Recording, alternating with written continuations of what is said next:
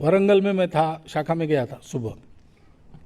हम लोग जाते हैं संघ के अधिकारी, तो स्वयंसेवकों में उत्साह रहता है और अपनी शाखा अच्छी दिखे अधिकारी के सामने, एक स्वाभाविक मनुष्य स्वभाव काम करता है। तो हम जाते हैं, उन शाखाओं की संख्या अच्छी रहती है।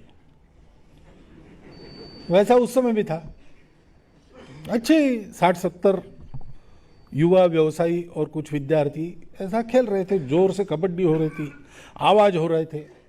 पास में ही इंजीनियरिंग कॉलेज, एक दीवार, रास्ते के परे दीवार, दीवार के परे कॉलेज। एक सज्जन आ गए,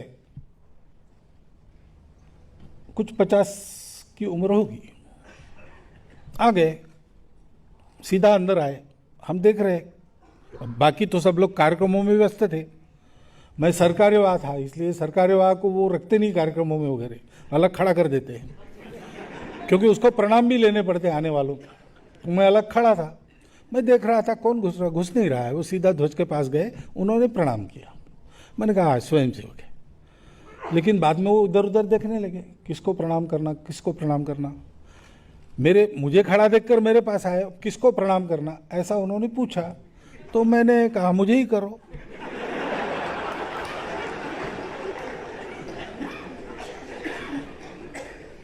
तो फिर मैंने पूछा उनको कि आपने सीधा आकर प्रणाम जिस प्रकार किया, मैं तो समझ गया कि आप स्वयंसेवक है, लेकिन आपको इस शाखा में कौन अधिकारी है पता नहीं क्या?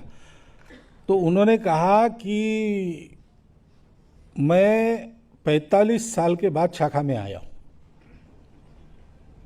मैंने कहा 45, आपकी आयु तो? बोले 50 साल की है, 5 साल का था तब जाता था। मैंने कहा आज कौन सा साक्षात्कार हुआ सुबह सुबह आपको?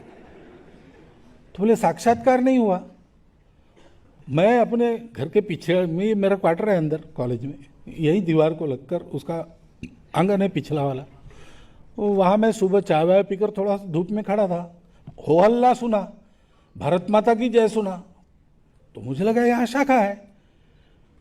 तो दीवार पर एड़ी ऊंची करके मैंने देखा तो ध्वज लगा है, तो मैं तुरंत आ गया। मैंने कहा शाखा तो रोज है यहाँ पे। बोले लेकिन सुनाई नहीं देती, आज सुनाई दे रही।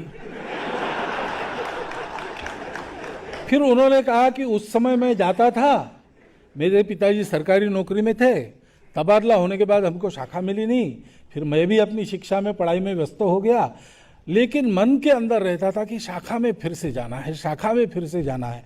आज मुझे शाखा मिली घर के पास, तो मैं आ गया। अब ये संघ ऐसी चीज है, एक बार जिसको लग गई उसको लग गई, वो छोड़ती नहीं कभी। कुछ लोग इस डर से भी ज्यादा पास में नहीं आते।